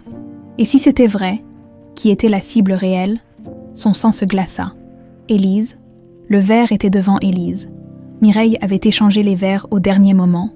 La vieille femme avait sauvé sa petite fille. Il attrapa son téléphone et appela son avocat personnel. « Maître Fontaine, j'ai besoin de vous immédiatement. Et amenez un détective privé, le meilleur que vous connaissez, à l'hôpital. » Élise ne quittait pas le chevet de Mireille. Sa grand-mère était en soins intensifs, stable, mais toujours inconsciente. Les médecins avaient prélevé du sang pour analyse, cherchant ce qui avait pu causer ce malaise soudain. « Mademoiselle Marcellin ?» Élise leva les yeux. Un médecin jeune aux traits tirés se tenait dans l'embrasure. « Nous avons les premiers résultats. Votre grand-mère a ingéré une dose importante de rohypnol, un sédatif puissant. Heureusement, elle n'en a bu qu'une gorgée, sinon, il n'eut pas besoin de finir sa phrase. » Élise sentit ses jambes se dérober. Elle s'agrippa au bord du lit. Quelqu'un a essayé de la tuer. Ou de l'endormir profondément, à cette dose, combinée avec l'alcool et son âge, ça aurait pu être fatal. Elle a eu de la chance. La chance. Élise regarda le visage paisible de Mireille, ses paupières closes, sa respiration régulière grâce aux machines. Sa grand-mère avait compris. Elle avait vu quelque chose, senti un danger et échangé les verres. Le verre n'était pas destiné à Mireille. Il lui était destiné à elle. Clarisse avait essayé de l'empoisonner. La rage monta en elle, brûlante et purifiante. Cette femme avait voulu la tuer. Pourquoi ? Parce qu'elle menaçait sa position de Madame le maire, parce que l'argent et le pouvoir valaient mal plus qu'une vie humaine. Son téléphone vibra, un message d'Adrien. Les analyses confirment l'empoisonnement. La police perquisitionne la villa. Tiens bon, je suis avec toi. Dans la villa Le Maire, c'était le chaos. Des policiers fouillaient méthodiquement chaque pièce. Dans le bureau de Clarisse, ils trouvèrent rapidement un ordinateur portable dissimulé derrière une rangée de livres décoratifs que personne ne lisait jamais. Le capitaine l'ouvrit, pas de mot de passe. Erreur fatale. Les emails s'affichèrent, des dizaines, des centaines. Échanges avec un certain V, marchand, contacts codés, transferts bancaires vers des comptes offshore. La cible doit disparaître discrètement. Un accident. Rien de suspect. 50 000 € à la livraison du service. Le capitaine siffla entre ses dents. « Chef, venez voir ça. » Dans un dossier caché, ils découvrirent autre chose. Des documents scannés datant de 23 ans. Un contrat manuscrit entre Clarisse Dubois, son nom de jeune fille, et Nadège Lemaire. Un accord stipulant que Nadège recevrait 50 000 € en échange de l'abandon de sa fille Sophie dans un orphelinat de Marseille, la signature tremblante de Nadège au bas du document, et la signature ferme, assurée, de Clarisse. « Mon Dieu !» murmura le jeune policier. Elle a acheté l'enfant à sa mère et l'a caché pendant 23 ans. Le capitaine appela immédiatement le procureur. Cette affaire venait de prendre une dimension criminelle autrement plus grave. Ce n'était plus seulement une tentative d'empoisonnement, c'était enlèvement, séquestration d'enfants, conspiratie criminelle sur 2 décennies. Adrien, qui observait la perquisition depuis le salon, vit les policiers ressortir du bureau avec des cartons remplis de preuves. Le capitaine s'approcha de lui, le visage grave. « Monsieur le maire, je suis désolé de vous l'annoncer ainsi, mais votre épouse a orchestré la disparition de votre fille il y a 23 ans. Nous avons les preuves. Un contrat signé avec votre première femme. Elle a payé pour récupérer l'enfant et l'a placé dans un orphelinat sous une fausse identité. » Adrien ne répondit pas. Il ne pouvait pas. Les mots ne passaient pas sa gorge serrée. Il s'assit lentement, ses jambes ne le portant plus. Clarisse, sa femme, celle qui l'avait consolé, celle qui avait séché ses larmes, celle qui l'avait épousée parce qu'elle était là, présente, dévouée. Elle avait tout manigancé depuis le début. Elle avait volé sa fille, détruit sa première famille, construit son empire sur ses ruines. Et hier encore, elle avait essayé de tuer cette même fille retrouvée. La rage qu'il ressentit à cet instant était si intense qu'il dut serrer les accoudoirs du fauteuil pour ne pas hurler. « Et où est-elle » demanda-t-il d'une voix dangereusement calme. Dans sa chambre, 2 agents la surveillent. « Je veux lui parler. »« Monsieur, je ne pense pas. Je veux lui parler, » répéta Adrien en se levant. Maintenant, le capitaine hésita puis hocha la tête. Il escorta Adrien jusqu'à la chambre principale. Les 2 policiers s'écartèrent. Clarisse était assise sur le lit, parfaitement composée. Elle s'était changée, portait maintenant un ensemble décontracté en cachemire. Ses cheveux étaient détachés. Elle avait l'air presque vulnérable, presque. « Adrien, » commença-t-elle de sa voix douce, « je peux tout expliquer. Explique alors. Explique-moi comment tu as acheté ma fille à sa propre mère. Explique-moi comment tu l'as abandonnée dans un orphelinat miteux. Explique-moi comment tu as consolé mes larmes en sachant exactement où elle était. Explique-moi comment tu as construit notre mariage sur ce mensonge. » Et surtout, sa voix se brisa. « Explique-moi comment tu as essayé de tuer ma fille hier soir. » Clarisse le fixa un long moment.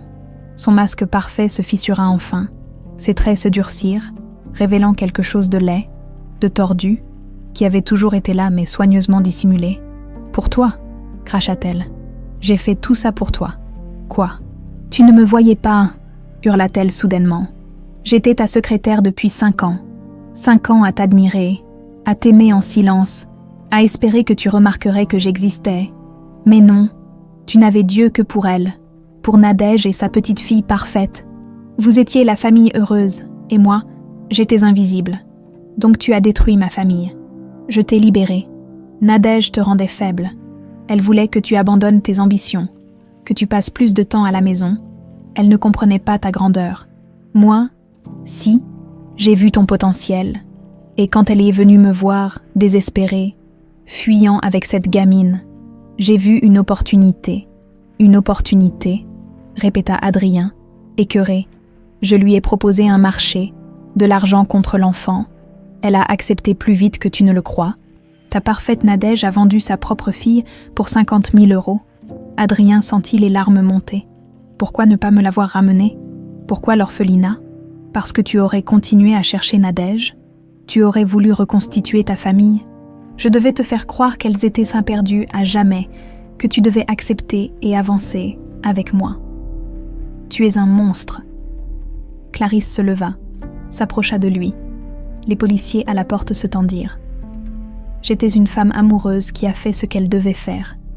J'ai attendu 3 ans, 3 longues années à te consoler, à te reconstruire. Et ça a marché. Tu m'as épousée, tu m'as aimée, à ta façon. Je ne t'ai jamais aimée, dit Adrien froidement. J'étais reconnaissant. C'est différent. Et hier soir, tu as essayé de tuer ma fille.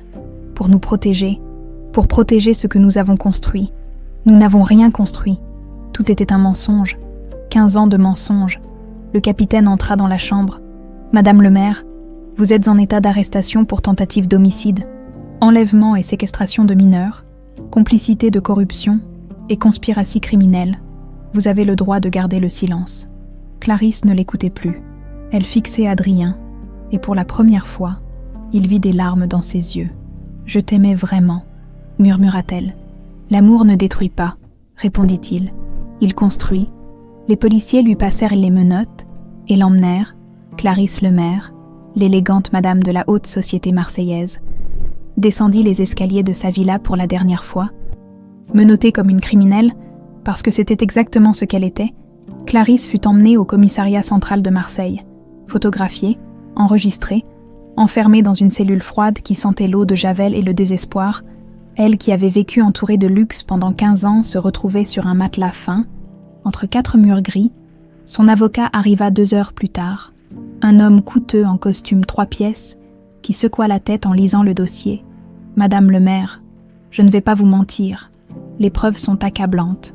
Tentative d'empoisonnement avec témoins, documents compromettants, email avec des criminels, le contrat avec Nadège Lemaire.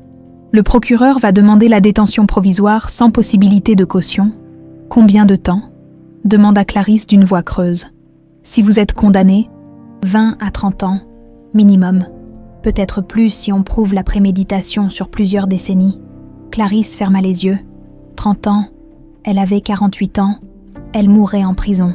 Tout ce qu'elle avait construit, tout ce pourquoi elle avait sacrifié son humanité, réduit à néant en une seule soirée.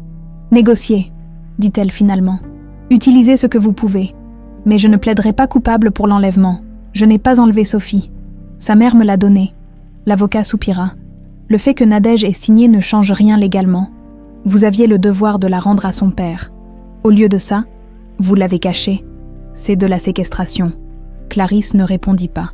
Elle n'avait plus rien à dire.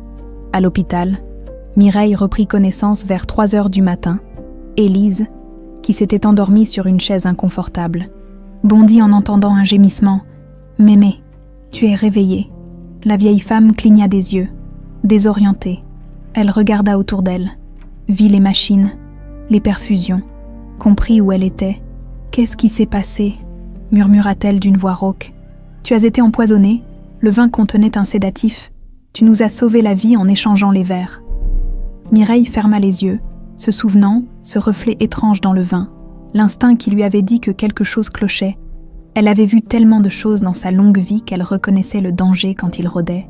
Cette femme, Clarisse, elle voulait te tuer. Oui, la police l'a arrêtée. Ils ont trouvé des preuves. Elle a tout orchestré, Mémé. Il y a 23 ans. Elle a payé ma mère biologique pour m'abandonner. Elle m'a mise dans cet orphelinat. Elle a construit sa vie sur ce mensonge. Mireille serra la main de sa petite fille. Les gens font des choses terribles quand ils ont peur de perdre ce qu'ils possèdent. Mais toi, ma belle, tu n'as rien perdu. Tu as tout gagné. Tu as retrouvé ton père. J'ai failli te perdre, toi, sanglota Élise. Si tu avais bu plus que ça. Si. Chut, je suis là. Je suis solide. Il en faut plus pour tuer une vieille bretonne têtue comme moi. Elles restèrent ainsi, main dans la main, tandis que l'aube commençait à pointer derrière les fenêtres de l'hôpital. Adrien ne rentra pas à la villa cette nuit-là. Il ne pouvait pas. Chaque pièce était contaminée par les mensonges de Clarisse. Chaque objet lui rappelait 15 ans de manipulation. Il prit une chambre dans un hôtel du Vieux-Port et passa la nuit à fixer le plafond. Nadège, sa belle Nadège. Elle avait vendu leur fille pour 50 000 €. Comment avait-elle pu? Était-elle si désespérée, si blessée par lui qu'elle en était venue à ça? Il repensa à leur dernière dispute, à sa froideur, à ses mots cruels. « Tu ne penses qu'à l'argent. Tu es devenu un étranger. » Et lui répondant, « Si tu ne supportes pas l'homme que je suis devenu, pars, mais ne reviens pas. » Elle était partie, et elle avait emporté Sophie. Était-ce sa faute finalement? S'il avait été différent, plus aimant, plus présent? Nadège n'aurait jamais été assez désespérée pour accepter l'offre de Clarisse. Mais Nadège était morte maintenant. Morte il y a 5 ans dans un accident de voiture, quelque part dans le sud de l'Espagne. Elle était partie avec cet argent maudit, avait recommencé sa vie, et était morte seule. loin de tout. Avait-elle pensé à Sophie avant de mourir? Avait-elle regretté? Il ne le saurait jamais. À 7 heures du matin, son téléphone sonna. Le capitaine de police. Monsieur le maire. Madame le maire a été officiellement inculpée. Le juge a ordonné sa détention provisoire. Le procès aura lieu dans quelques mois. Nous aurons besoin de votre témoignage. Bien sûr. Et, monsieur, je suis désolée pour tout ce que vous avez traversé. Vraiment. Adrien raccrocha. Il resta assis sur le bord du lit, la tête entre les mains. 54 ans, une vie construite sur le succès professionnel et l'échec personnel total. Il avait bâti un empire mais perdu sa famille, et quand le destin lui avait offert une seconde chance, sa propre femme avait essayé de détruire ce miracle. Il attrapa sa veste et sortit. Il devait voir Élise.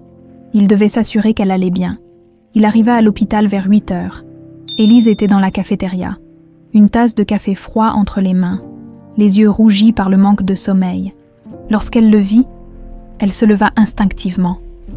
Ils se retrouvèrent face à face. 2 personnes détruites par la même femme, liées par le sang mais étrangères dans leur cœur. « Comment va Mireille ?» demanda Adrien. « Elle est réveillée, faible, mais elle va s'en sortir. Dieu merci. » Un silence gêné s'installa. Que dire?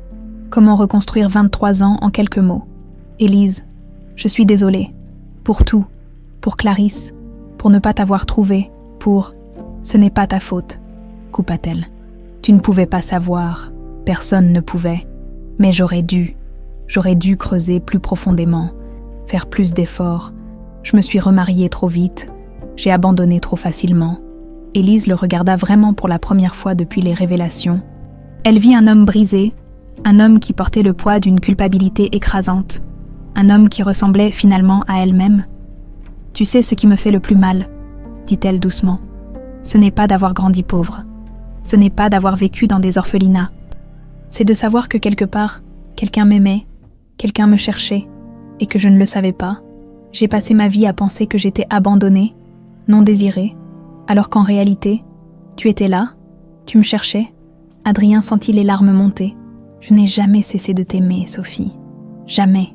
Même quand j'ai cru t'avoir perdue à jamais. Je m'appelle Élise, » rappela-t-elle. Sophie est morte le jour où maman m'a abandonnée dans cet orphelinat. Élise est celle qui a survécu. Alors j'aimerais Élise. Si tu me laisses cette chance. » Elle hocha lentement la tête, incapable de parler. Ils restèrent là, dans cette cafétéria d'hôpital, qui sentait le désinfectant et le café brûlé. 2 âmes fracassées, essayant de trouver un chemin l'une vers l'autre, à travers les décombres de leur vie. 2 jours plus tard, Mireille sortit de l'hôpital. Adrien insista pour payer tous les frais médicaux et pour qu'elle vienne se reposer à la villa, le temps de récupérer complètement.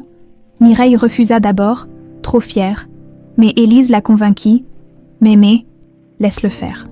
Il essaie de réparer, à sa façon. » Ils s'installèrent donc tous les 3 dans cette immense demeure qui semblait moins froide maintenant que Clarisse n'y était plus. Adrien fit préparer la plus belle chambre d'amis pour Mireille. Avec vue sur les jardins, il engagea une infirmière pour s'occuper d'elle. Il fit livrer ses médicaments, ses affaires personnelles. Et lentement, très lentement, quelque chose commença à se construire. Ce n'était pas une famille parfaite. C'étaient 3 personnes blessées essayant de panser leurs plaies respectives. Mais c'était un début. Le soir, ils mangeaient ensemble dans la petite salle à manger. Pas la grande où le drame s'était produit. Adrien cuisinait lui-même, maladroitement, faisant rire Mireille avec ses omelettes brûlées et ses pâtes trop cuites. Pour un homme qui possède la moitié de Marseille, « Tu ne sais vraiment pas faire bouillir de l'eau », se moquait la vieille dame. « J'ai toujours eu des cuisiniers », se défendait-il en riant. « Mais j'apprends. » Élise les regardait, émue malgré elle. Cet homme puissant, qui essayait maladroitement de préparer un dîner, cette grand-mère qui retrouvait des couleurs, cette maison qui résonnait enfin de rire au lieu de silence. Peut-être que c'était possible, peut-être qu'il pourrait vraiment devenir une famille. Mais la nuit, seule dans sa nouvelle chambre de la villa, Élise pleurait. Elle pleurait pour les années perdues, pour l'enfance volée, pour la mère qui l'avait vendue et le père qui ne l'avait pas trouvée.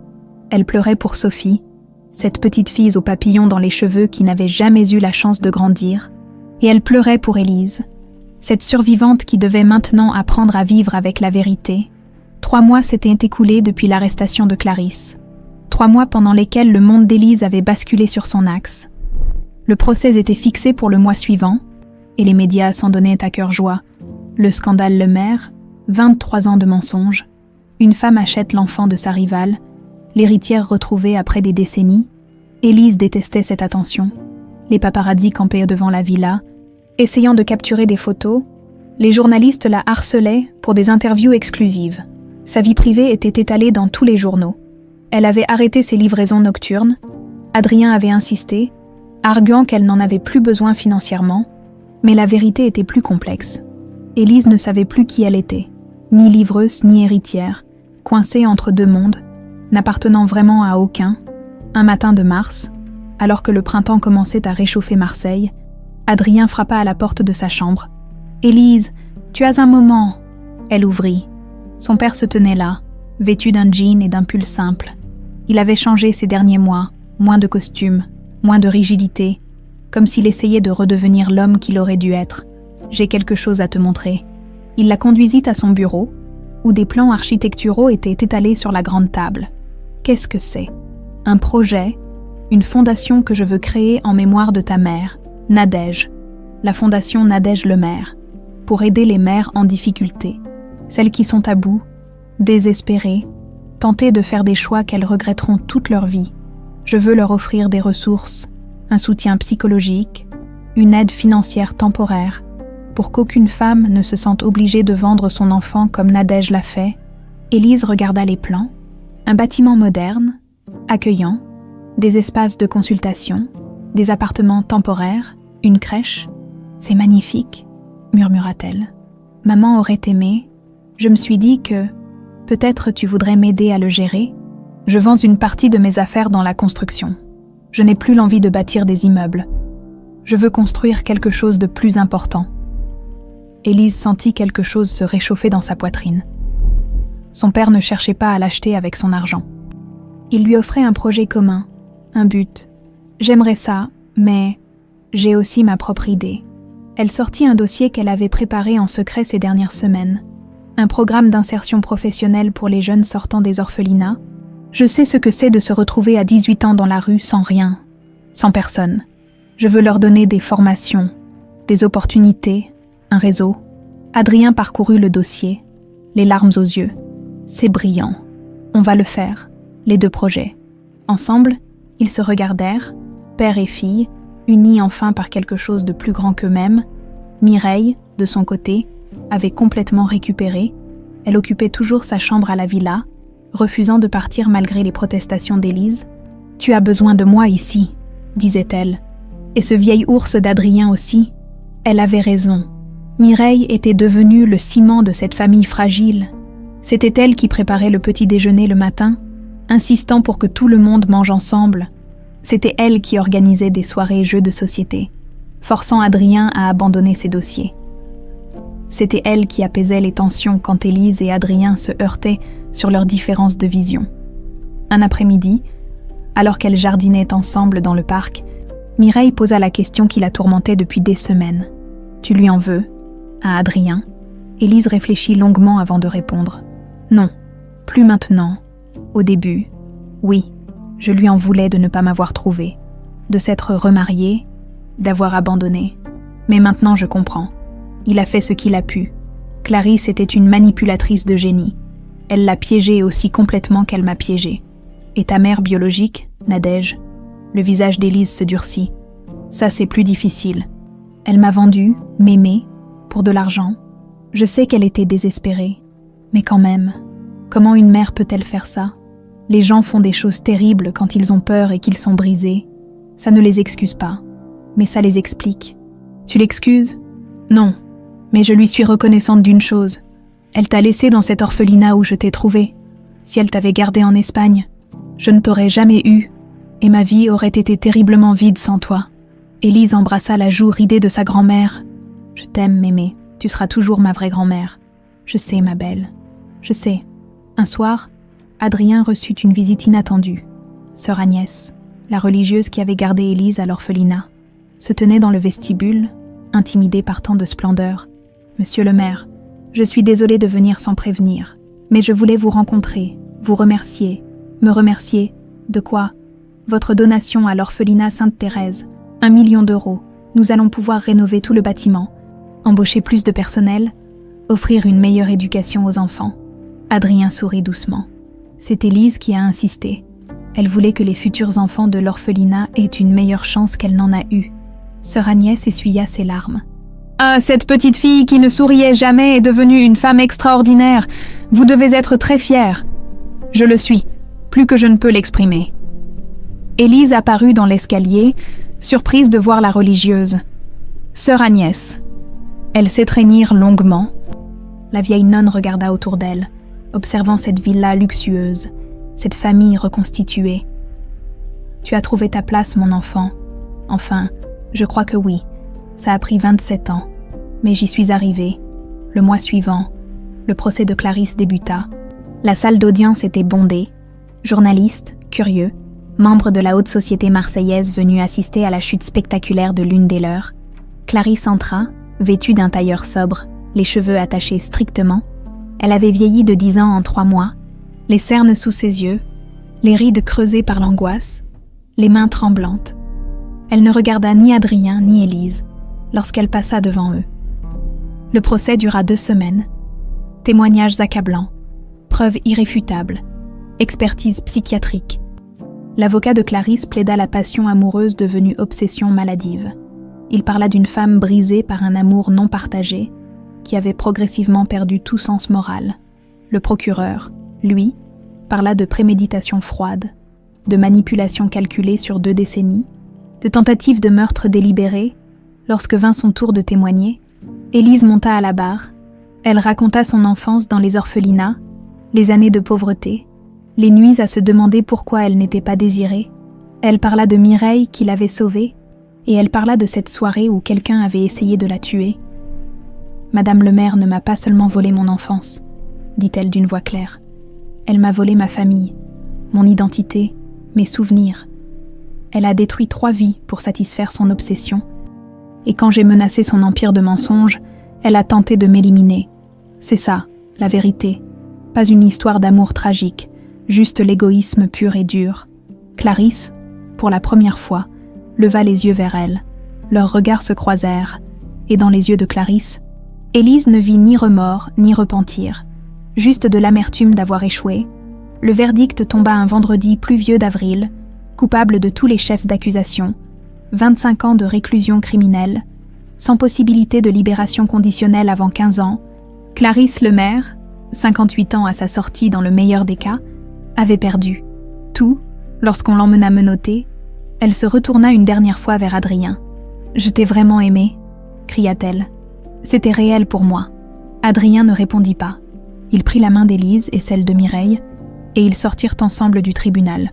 Dehors, sous la pluie fine, ils respirèrent profondément. « C'est fini » murmura Élise. « Vraiment fini ?»« Non » corrigea Adrien. « Ça commence. Notre vraie vie commence maintenant. » Les semaines qui suivirent furent consacrées à la normalisation. Élise emménagea officiellement dans un appartement moderne près de la villa, refusant d'y habiter en permanence.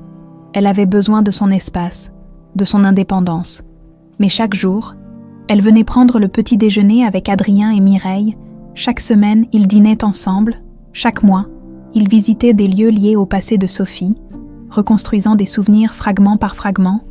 Adrien apprenait à être père, pas le père d'une petite fille, mais d'une femme de 27 ans, avec sa propre vie, ses propres choix. C'était difficile. Il faisait des erreurs. Parfois, il était trop protecteur. Parfois, trop distant. Mais il essayait, et c'était tout ce qui comptait. Un soir de mai, alors que le soleil se couchait sur les jardins de la villa, ils se retrouvèrent tous les 3 sur la terrasse. « J'ai quelque chose pour vous », dit Adrien. Il sortit un cadre. À l'intérieur, 2 photographies côte à côte. À gauche, Sophie à 4 ans, robe blanche, papillon dans les cheveux. À droite, une photo prise la semaine précédente. Adrien, Élise et Mireille, enlacés, souriant sincèrement. Le passé et le présent, expliqua-t-il. On ne peut pas changer l'un, mais on peut construire l'autre. Élise sentit les larmes monter. Mais cette fois, c'étaient des larmes de paix. Accroche-la dans le salon, là où était l'ancienne photo. Et c'est ce qu'ils firent, remplaçant le fantôme du passé par la réalité du présent. Une famille, pas parfaite, mais réelle. 6 mois après le procès, un samedi après-midi doré de printemps. Le genre de journée où le ciel marseillais était d'un bleu si pur qu'il en devenait presque irréel. La villa Lemaire avait changé. Plus de domestiques en livrée impeccable, plus de silence pesant, plus de perfection glaciale. Les portes-fenêtres du salon restaient ouvertes sur les jardins, où Mireille avait planté des rosiers. La cuisine sentait les herbes de Provence et le pain frais. Des rires d'enfants, ceux des bénéficiaires du programme d'Élise venus pique-niquer, résonnaient dans le parc. Élise était dans le jardin, à genoux dans la terre, plantant des lavandes aux côtés de Mireille. Elle portait un vieux jean déchiré et un t-shirt taché. Ses mains étaient sales, ses cheveux attachés en désordre. Elle n'avait jamais été aussi belle. Plus à gauche, ma chérie, conseillait Mireille. Laisse-leur de l'espace pour grandir. Comme ça. Parfait. Adrien les observait depuis la terrasse. Une tasse de café à la main. 55 ans maintenant. Les cheveux plus gris, mais le regard plus doux. Il avait vendu la moitié de son empire de construction. Gardé juste assez pour financer les fondations et vivre confortablement. L'argent. Avait-il découvert? Ne faisait pas le bonheur, mais il pouvait servir à créer des opportunités de bonheur. La fondation Nadège Lemaire avait ouvert ses portes 2 mois plus tôt. Déjà, 15 femmes en difficulté y avaient à trouver refuge, soutien, une nouvelle chance. Élise y passait 3 jours par semaine, écoutant leurs histoires, comprenant leurs peurs. Elle savait ce que c'était d'être perdue, abandonnée. Elle pouvait vraiment aider. Le programme d'insertion professionnelle pour jeunes des orphelinats avait accueilli sa première promotion. 20 adolescents, tous sortis du système sans famille, sans réseau. Élise leur offrait des stages, des formations, des mentors, tout ce qu'elle n'avait jamais eu. « Papa », cria-t-elle soudain depuis le jardin. « Viens nous aider, papa », ce mot qui avait mis des mois à sortir naturellement. Maintenant, il coulait de source. Adrien descendit les marches de la terrasse, retroussa ses manches et s'agenouilla à côté d'elle. Ses mains qui avaient signé des contrats de millions creusaient maintenant la terre humide. « Je te préviens, je suis nulle en jardinage, » dit-il en riant. « On sait, » répondit Mireille avec malice. « Mais tu apprends. » Ils travaillèrent ensemble 1 heure, en silence confortable, le genre de silence qui unit au lieu de séparer. Puis Mireille se redressa péniblement, les articulations protestantes. « Je vais préparer le déjeuner. Vous continuez sans moi. » Elle rentra dans la maison, laissant père et fille seuls. « Elle va bien ?» demanda Adrien en regardant la vieille dame s'éloigner lentement. « Elle vieillit, mais elle est heureuse. C'est tout ce qui compte. » Adrien hocha la tête. Il posa sa truelle et se tourna vers Élise. « Il y a quelque chose dont je veux te parler. » Le ton était sérieux. Élise sentit son estomac se nouer. « Qu'est-ce qui se passe ? » ?»« Rien de grave. Au contraire, j'ai retrouvé le journal intime de ta mère. Nadège, il était dans un coffre que les avocats ont récupéré après sa mort en Espagne. Je viens de le recevoir. » Il sortit un carnet de cuir usé de sa poche. Les pages étaient jaunies, l'écriture fine et élégante. « Tu l'as lu ?» demanda Élise, la gorge serrée. « Les dernières pages seulement. Je pense que tu devrais le lire toi-même, mais elle parle de toi, de son regret, de son amour. » Élise prit le carnet avec des mains tremblantes.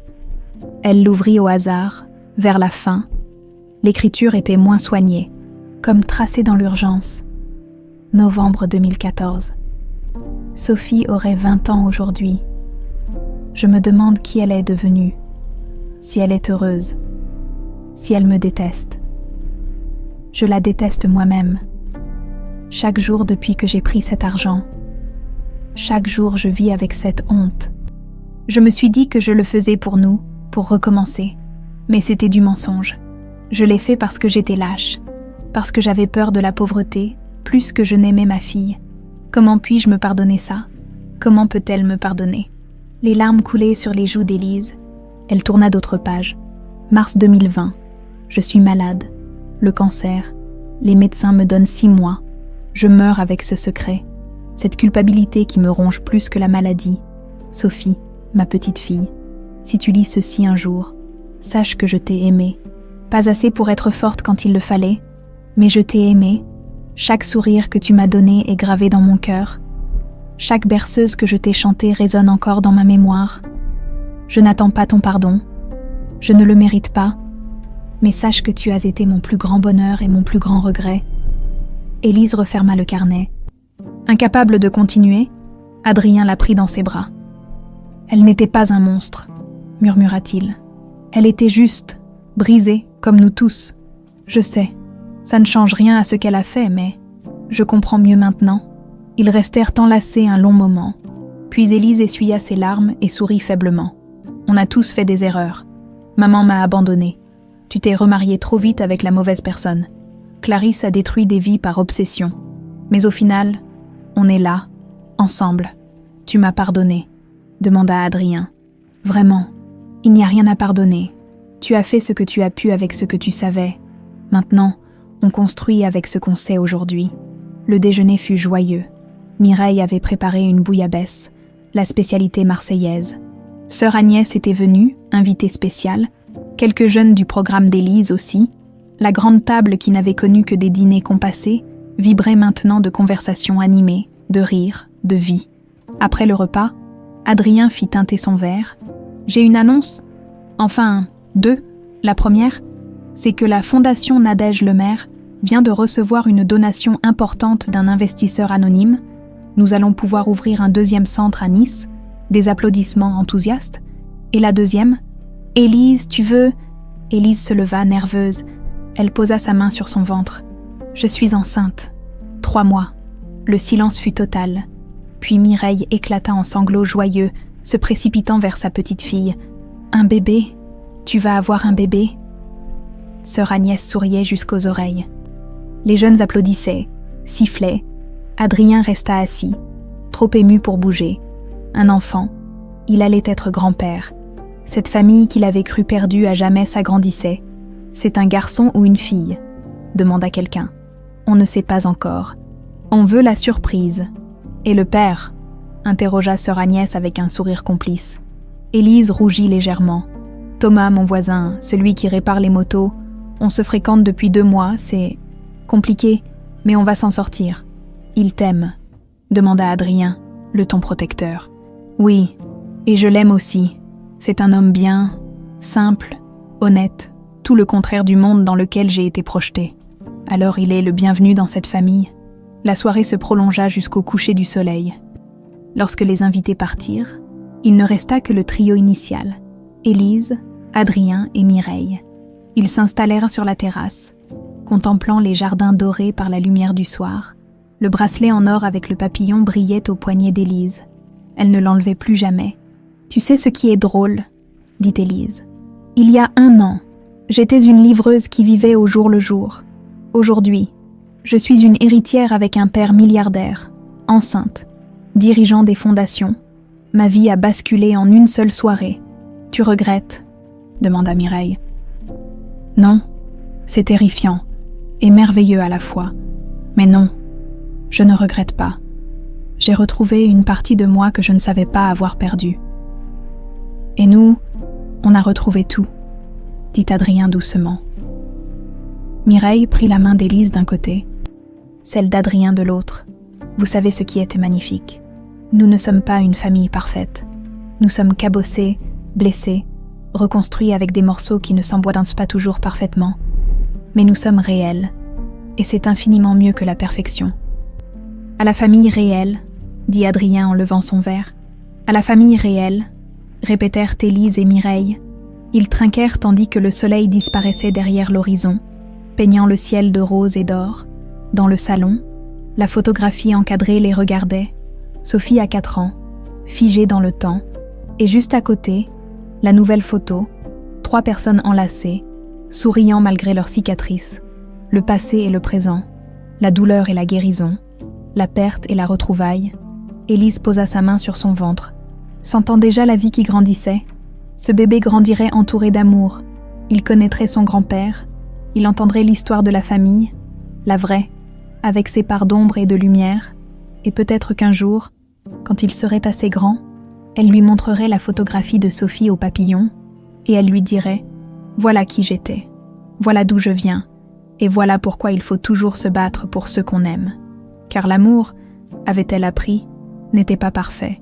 L'amour était têtu, imparfait, compliqué, mais l'amour guérissait.